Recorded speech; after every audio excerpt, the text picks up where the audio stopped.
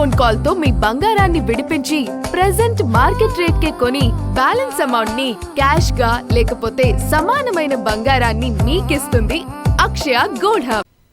మహారాష్ట్ర ఉప ముఖ్యమంత్రి అజిత్ పవార్ విమాన ప్రమాదంలో మృతి చెందారు. ఆయన ప్రయాణిస్తున్న విమానం బారామతిలో ఉదయం 8:50 ల్యాండింగ్ అవుతుండగా కుప్పకూలింది. ఈ దుర్ఘటనలో అజిత్ పవార్ సహా 5గురు మృతి చెందారు. విమానం ల్యాండింగ్ అవుతున్న సమయంలో పొగమంచు కారణంగా విజిబిలిటీ సరిగ్గా లేదు. రెండోసారి ల్యాండింగ్కు యత్నించిన సమయంలో విమానం కూలింది.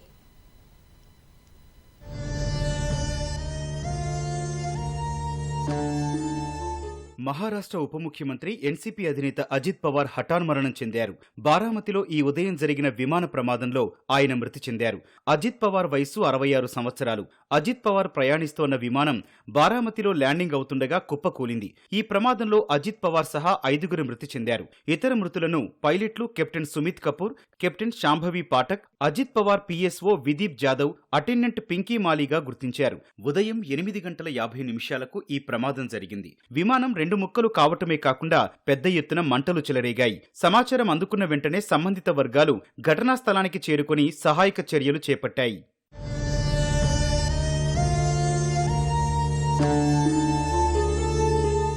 మహారాష్ట్ర ఉప ముఖ్యమంత్రి అజిత్ పవార్ జిల్లా పరిషత్ ఎన్నికల ప్రచారంలో పాల్గొనేందుకు ఈ ఉదయం ముంబై నుంచి బారామతికి బిజినెస్ ఫ్లైట్లో బయలుదేరారు. ఫ్లైట్ రాడార్ డేటా ప్రకారం ఉదయం 8:10 బయలుదేరిన విమానం ఉదయం 8:45 రాడార్ నుంచి అదృశ్యమైంది.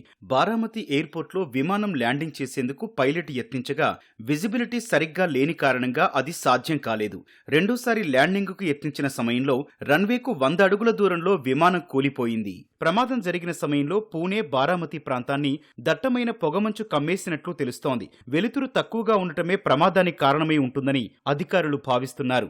కొండ ప్రాంతంలో ప్రయాణిస్తున్న క్రమంలో నియంత్రణ కోల్పోయిన విమానం ఓ బండరాయిని ఢీకొట్టడంతో భారీగా మంటలు చెలరేగాయి. ప్రమాద తీవ్రతకు విమానం 2 ముక్కలైంది.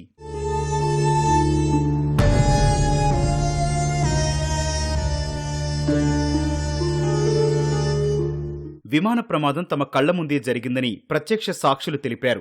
విమానం ఉన్నట్టుండి కిందకు రావటమే కాకుండా ఆ సమయంలో శబ్దం చాలా భిన్నంగా వచ్చిందన్నారు.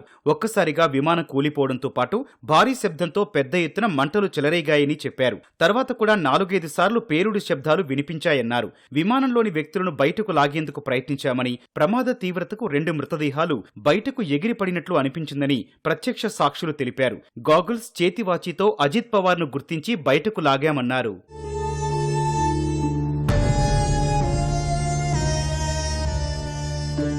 బారామతిలో విమాన ప్రమాదం జరిగిన ప్రాంతాన్ని డీజీసీఏ బృందం సందర్శించింది. ప్రమాదానికి దారితీసిన పరిస్థితులపై దర్యాప్తు చేస్తోంది. అజిత్ పవార్కు భార్య సునేత్రా పవార్, 2 కుమారులు ఉన్నారు.